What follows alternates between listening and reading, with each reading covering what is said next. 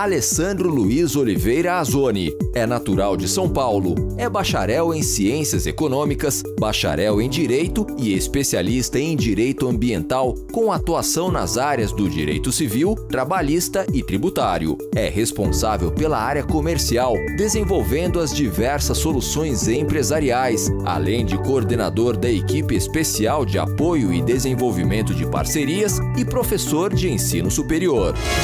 Muito boa noite, meu amigo, minha amiga. O nosso encontro de final de noite, programa Ponto de Equilíbrio. Agora você está vendo nossas mídias sociais, o Facebook, o Instagram e também o nosso canal no YouTube. Hoje em dia muita gente acessa, procura, nós recebemos e-mails, telefonemas. Olha, como é que eu posso fazer para assistir tal programa que eu perdi? Como é que eu posso acessar?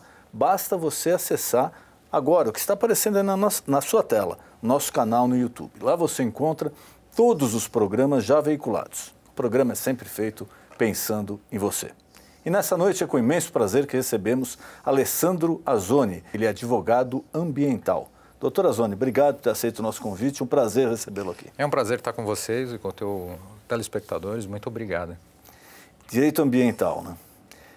Para muitos é uma matéria ainda nova. Eu falo que eu sou colega, também sou advogado de profissão. E é uma matéria que recentemente tem ganho mais notoriedade, até pela preocupação, né, de muitos países, de muitos governos com aquecimento global, com derrubada de árvores, poluição, né, do meio ambiente, de rios, de mares. Mas acho que tudo se encontra, né, o ponto de equilíbrio, que é um programa, o meio termo, que é o ideal, porque de um lado muitos defendem que tem que ser muito rigoroso com isso e de outro lado, principalmente alguns empresários falam, olha, mas é uma competição desigual, porque nós temos aqui uma legislação muito mais severa do que outros países que competem conosco. Como a gente pode equilibrar essa equação, doutor? Na verdade existe um ponto, esses extremos, né, tanto o extremo ambiental como o extremo não ambiental, que a gente chama antropocêntrico, que é sempre o homem pode usar o meio ambiente, com esses extremos atrai o ponto de equilíbrio, porque nem um cede de um lado, outro cede do outro, a gente acaba encontrando ponto de equilíbrio.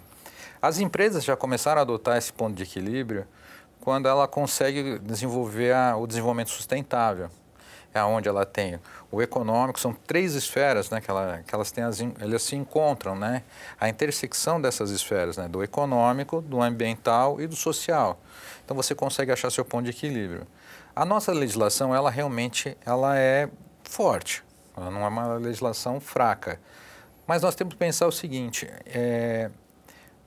eu até estava vendo a última notícia que teve algumas mudanças já em Pequim que eles conseguiram passar uma situação sem ter que usar oxigênio. Então, eles conseguiram minimizar o impacto de falta de oxigênio pela poluição.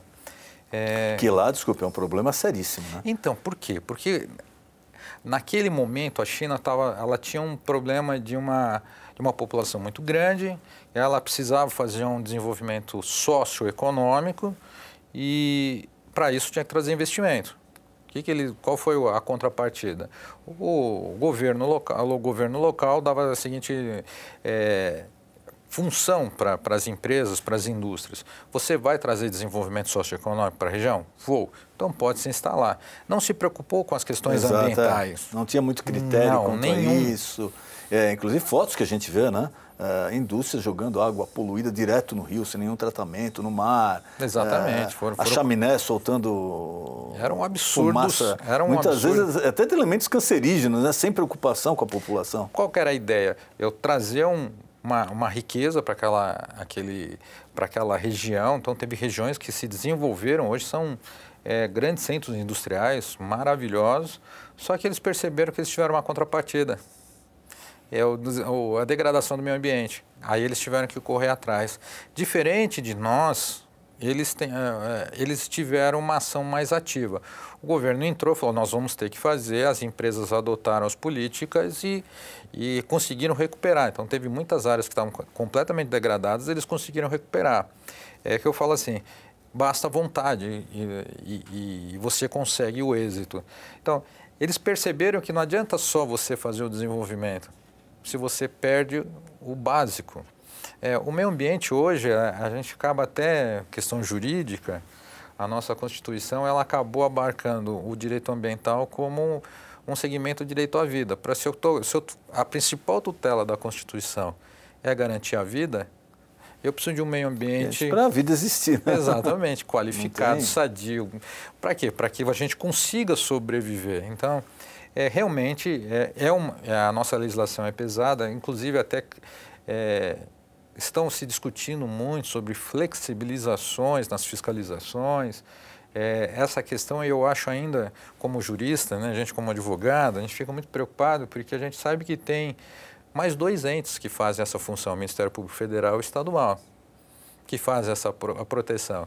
Se você tem uma flexibilização dos órgãos executivos na fiscalização, por exemplo, você foi lá e fez um projeto industrial e a secretaria ou o próprio IBAMA, o órgão ambiental que teria que te licenciar foi complacente, ele flexibilizou o seu empreendimento, certo?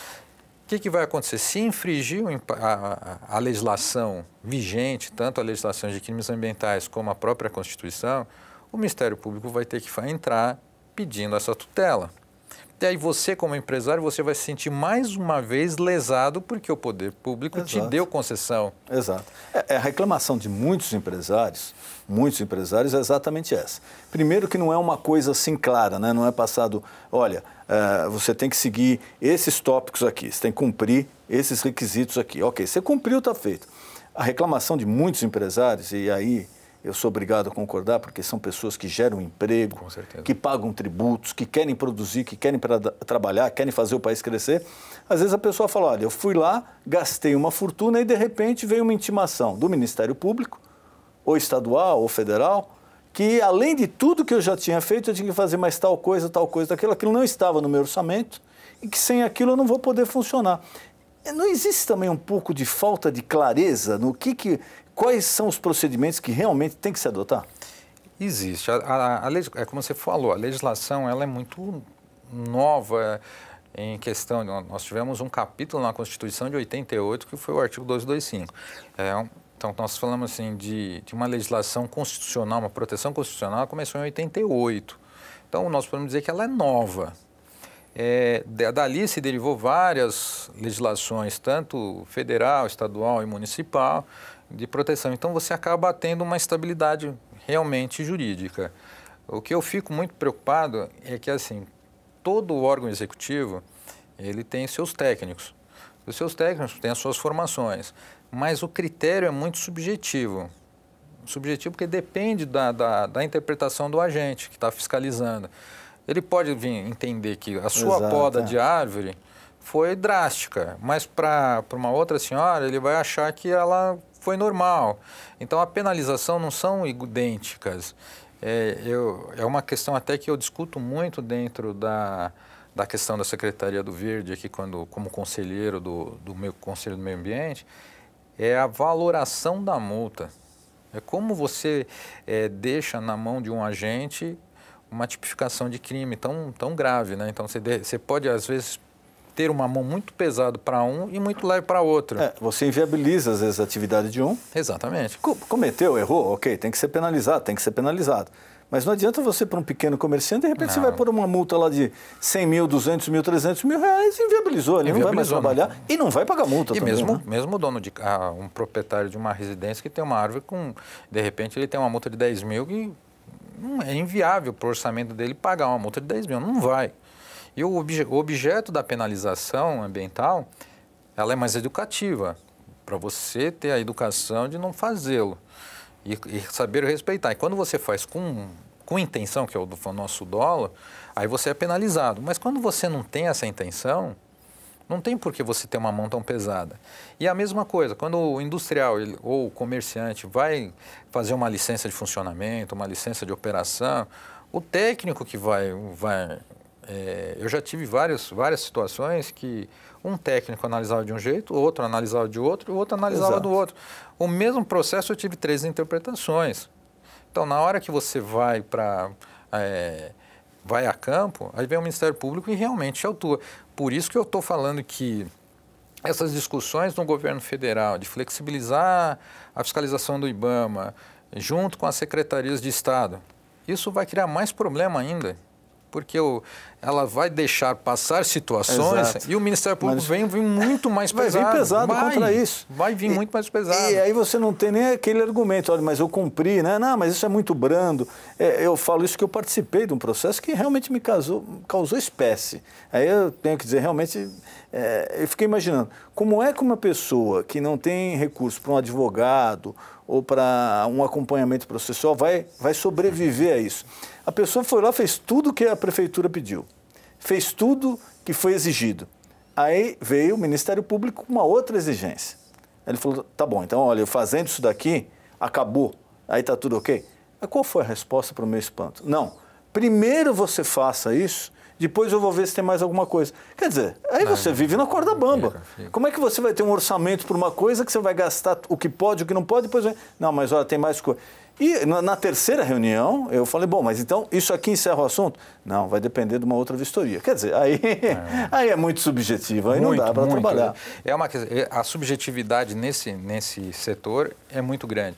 Devia ser, apesar de tudo, devia ser objetivo o critério. Sim, não, sim, não, sim, não. Cometeu infração? Sim. Foi culpa? Não. Sim, foi. Como foi? Primário, secundário? Sabe, para você poder quantificar uma multa, para você não penalizar. O governo do Estado, há um tempo atrás, já vem adotando uma outra política. Você, quando comete uma infração ambiental, a Polícia Ambiental ela vem e te notifica. Essa notificação você vai para o CFA, que é a parte de fiscalização ambiental da Secretaria de Estado do Meio Ambiente, e você tem um encontro ali, um atendimento ambiental, onde você vai levar a conhecimento do que foi ocorrido, se você houve intenção, se não houve. Você tem como fazer uma contraprova ali, né, para dizer que você não houve culpa. E, de repente, uma multa de 10 mil chega a ser anulada, ou você faz um termo de referência para justamente você não ter mais corrigir o problema. Então, às vezes, essa política eu acho que é interessante, porque você acaba fazendo uma questão mais educacional do que valorativa de questão financeira, arrecadatória. E qual a infração mais comum que se comete contra o crime ambiental? O que é mais comum? O que é a poda de ave, poluição? O que Não, é mais comum? A mais comum é supressão de áreas verdes. Tirar árvore, por exemplo, a situação de Serra do Mar, essas questões de Caraguá, Ubatuba... Litoral norte inteiro. Ali está um conflito agora, porque a prefeitura ela tem a capacidade de licenciar determinadas áreas e a CETESB entende que não, e aí você que está proprietário, você fica numa incógnita muito grande. E o que acontece? Quando você pega um terreno, lógico, você está numa vegetação típica de Serra do Mar, a gente sabe disso, de Mata Atlântica, a gente sabe disso, mas só que ela já está numa área urbana. Só que o técnico, muitas vezes, fala que aquele mato que está no seu terreno é uma área de recuperação média. Só que a prefeitura te vai lá e te autua porque você não limpa. Então aí você fica assim, é muito comum. Eu tiro o mato, mas aí se me tirar o mato, vem a Polícia Ambiental me autua, mas eu não posso tirar.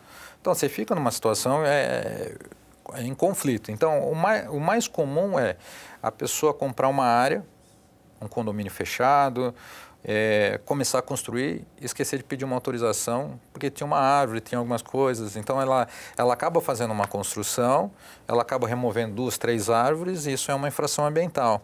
E hoje tem não precisa mais o técnico ir até lá. Você tem o Google. O Google ele vai... fotos com satélite já. Existe uma linha do tempo, quando você coloca um determinado endereço, tem uma linha do tempo, tem 2019, 18, 17, então você vai regredindo e você vê o estado. Um exemplo que eu falo muito disso é você pegar na esquina lá da Avenida Paulista, olhando para aquele shopping Cidade de São Paulo, você voltar em 2010, quando era a casa dos Matarazzo, família Matarazzo. Se você olhar as árvores que tem lá e andar, manter a câmera na mesma posição e andar no tempo, elas continuam no mesmo lugar.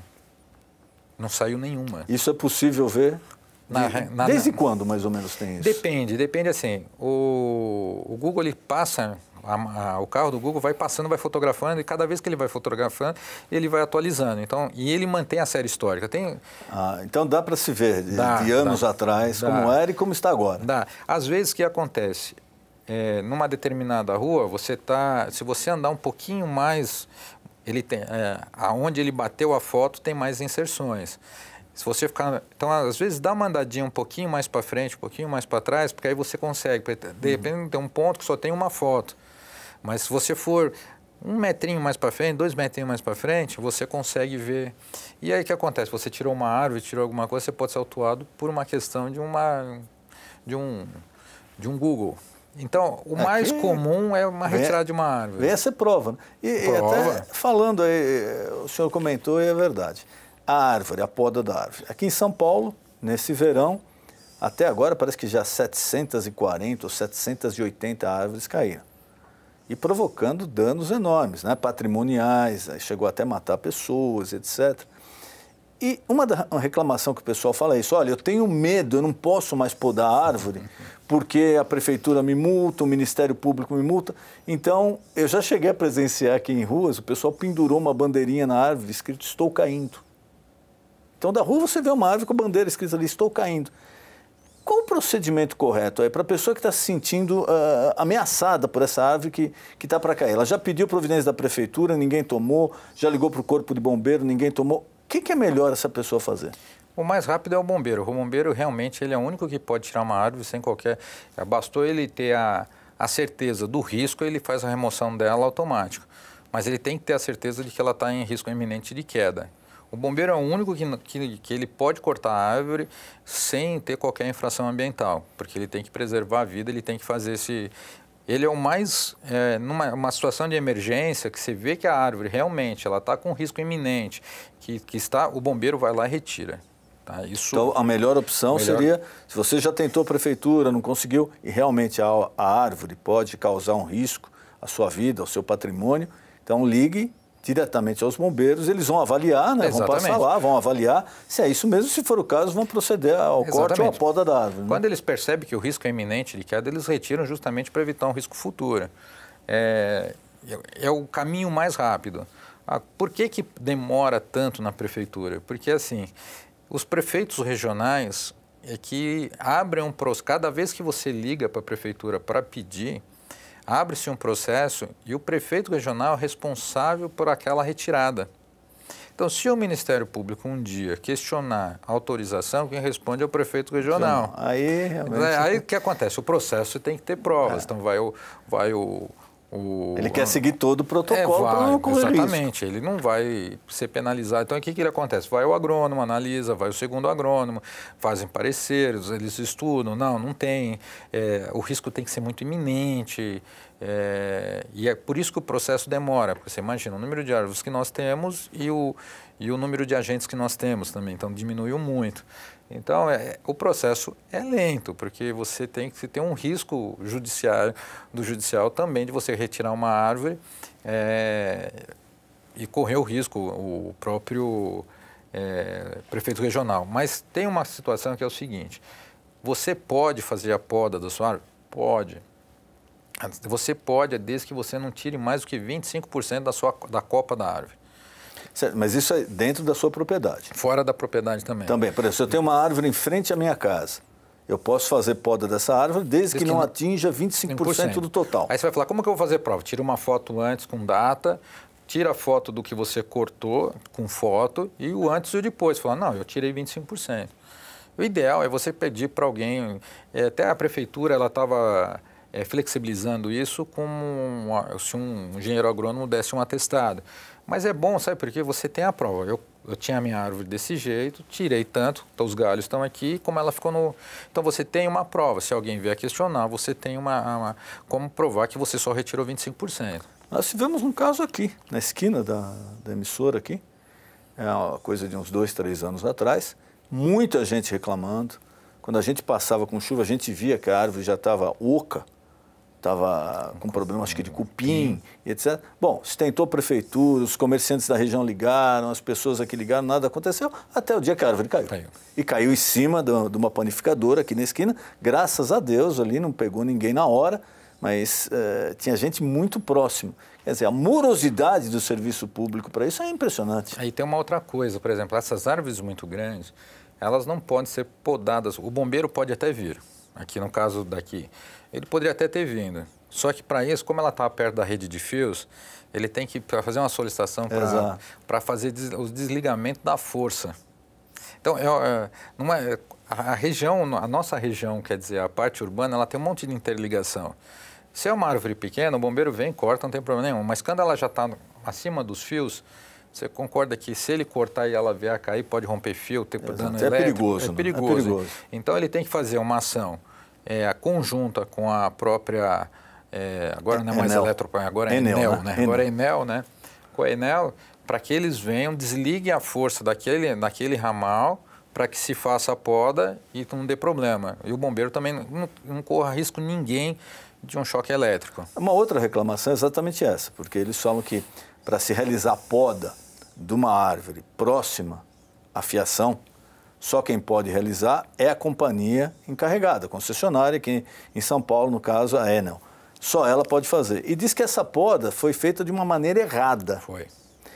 Aí a razão de tantas árvores terem caído. Exatamente.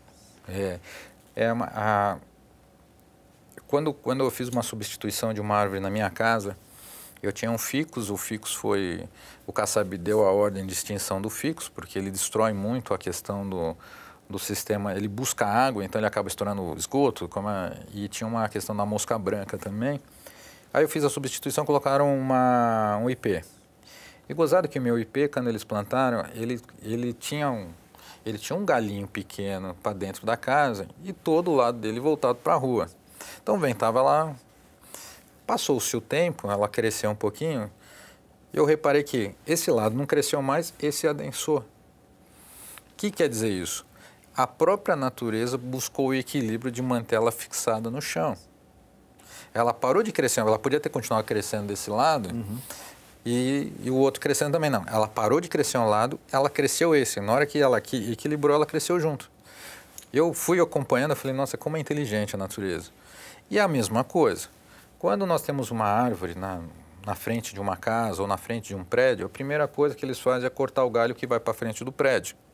Então, a árvore que tinha um ponto de equilíbrio, agora ela passa a ter um equilíbrio todo voltado para a rua. Porque você tirou o ponto de equilíbrio que é para dentro da propriedade. Inclusive, a gente vê muitos casos já torta, caindo para... Se você reparar que todas as árvores que caem, elas estão com problema de...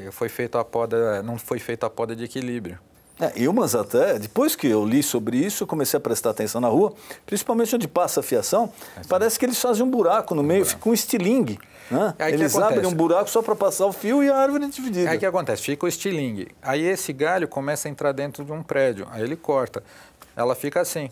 A chuva vem, pum. A culpa, às vezes, é a própria poda errada que acontece.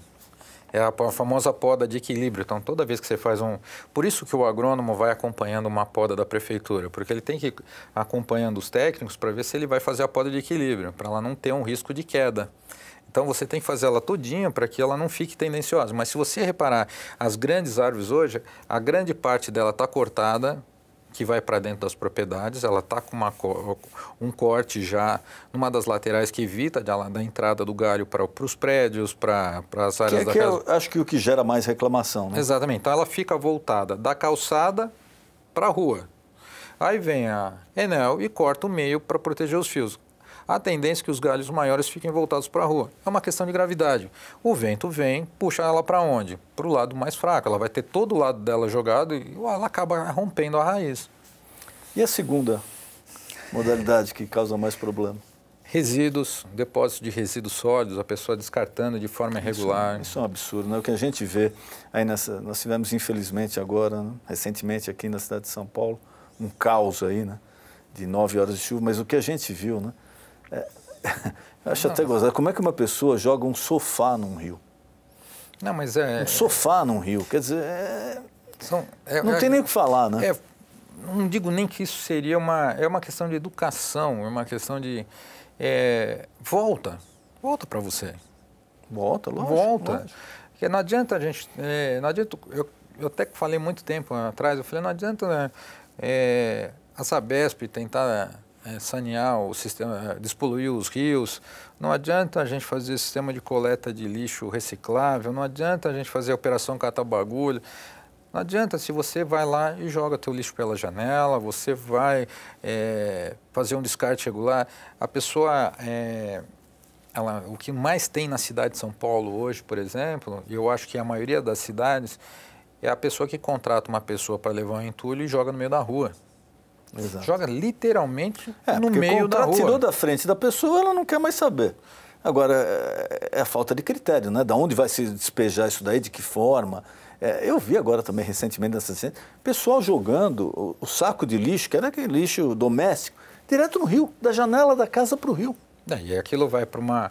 O rio vai ter as comportas, vão ter as manilhas e vão entupindo, aí alaga e vai falar que a culpa é sempre do governo. Então, cada um fazer sua parte. Lógico, o governo precisa investir? Lógico. Precisa. Lógico. Investiu menos do que devia? Muito menos, está aí provado o número. E isso não é da administração de agora, já vem de muitas administrações. Mas que também o povo tem que fazer a parte dele, não tenha dúvida. Você não pode jogar tudo na responsabilidade do governo e não tomar cuidado nenhum, porque o principal lesado vai ser você, como o senhor falou, isso em volta. Teve uma... Eu não estou conseguindo me recordar se foi os Estados Unidos, se foi um estado dos Estados Unidos, a Califórnia. Eu não lembro onde foi. Ou se foi na Inglaterra, não lembro. Eu lembro que até me ligaram para fazer uma reportagem sobre isso, que tinha sido proibido fumar nas praias. Por quê? O número de bitucas de cigarro na areia, porque a pessoa fumava e apagava na areia. Aí você vai lá, você está lá, teu filho está brincando por uma bituca na boca. Gente... um pouco de educação, de conscientização. Aí nós vamos falar assim, nossa, vocês são radicais demais na questão ambiental. Eu falo, não, gente, isso é poluição, isso é descarte regular. Então, esse também é um. E o terceiro, mas acho que o maior, é violência animal e tráfico de animais. Isso ainda continua muito grande. Esse é um tema, inclusive, eu queria deixar aqui já o convite feito. Não, fechado. Uma próxima oportunidade, para a gente falar justamente sobre isso daí, sobre violência e tráfico animal, que acho que é um tema que interessa muito ao nosso telespectador. E é lógico que vários temas sobre direito ambiental, o doutor aqui nos honrou com a presença hoje. Eu queria mais uma vez agradecer a presença do senhor aqui. É uma honra. E colocar à disposição algum tema que eu não perguntei, algum recado que o senhor queira passar ao nosso telespectador, fique à vontade. Eu só fico assim, não fiquem preocupados que todo mundo só quer fiscalizar, multar ou atuar. Na verdade, ele está tentando fazer uma proteção para você, né? Então, às vezes, esse excesso pode ser evitado com a parte preventiva, né? Então, eu falo sempre assim, a prevenção sempre é a melhor ferramenta. Então, busque informação, não faça as coisas sem autorização, peça autorização para a prefeitura, mesmo que se ele não for ele o responsável, ele vai te dar uma notificação dizendo que você não precisa. Então, quer dizer, faça tudo preventivamente e que você automaticamente vai evitar de uma infração ambiental. Muito obrigado, foi um prazer recebê-lo aqui. Eu que agradeço, obrigado. Programa Ponto de Equilíbrio. Boa noite.